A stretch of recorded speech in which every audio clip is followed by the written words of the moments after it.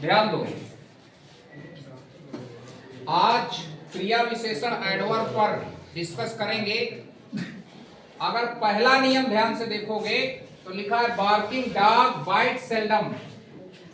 Adverb का पहला नियम यह है कि अगर किसी वाक्य में ऑलवेज, इवर, ऑफन, नेवर, फ्रीक्वेंटली जैसे एडवर्ब आते हैं तो इनका प्रयोग हमेशा मुख्य क्रिया से पहले होता है। ऑलवेज, इवर, ऑफन, नेवर, फ्रीक्वेंटली ये एडवर्ब जो होते हैं इनका प्रयोग मुख्य क्रिया से पहले होता है और सहायक क्रिया के बाद में होता है। तो इस वाक्य में करेक्शन है कि ये सेल्डम आपका यहां आना चाहिए बाइट से पहले, क्योंकि बाइट मुख्य क्रिया है। दूसरे वाक्य में अगर देखोगे तो लिखा है दे कम ऑफन लेट। इसमें मेन वर्ब आपकी क्या है? कम।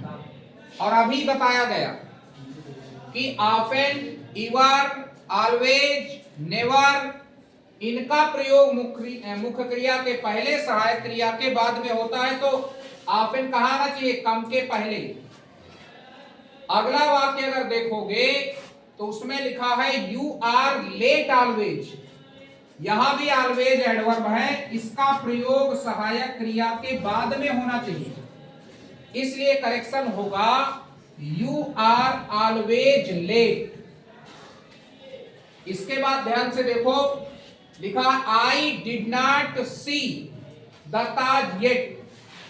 अगर किसी वाक्य के अंत में येट, सो फार और जस्ट नाउ, मैं फिर से कह रहा हूं, अगर किसी वाक्य के अंत में येट, सो फार और जस्ट नाउ आए तो वह वाक्य प्रेजेंट परफेक्ट टेंस का होता है।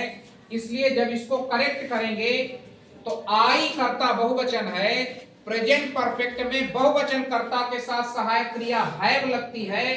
नॉट उसी तरह उतारेंगे, परफेक्ट टेंस में मुख्य क्रिया का थर्ड फॉर्म लगता है, इसलिए सी का सीन हो जाएगा।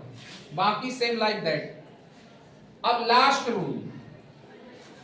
रूल आप ट्रांसलेशन में पढ़ें या करेक्शन में पढ़ें, जब वाक्य के बीच में लिस्ट दिया हो तो इसका अर्थ होता है कहीं ऐसा न हो कि ना इसमें छिपा है, तो पहला पॉइंट इसके आगे नॉट नहीं आएगा।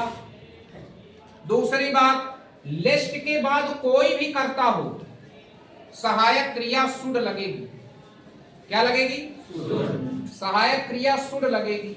इसलिए इसको जब करेक्ट करोगे तो वाक केयरफुली लिस्ट यू मे के स्थान पर क्या? Should fall. कोई दिक्कत? आ गया सबको समझ में?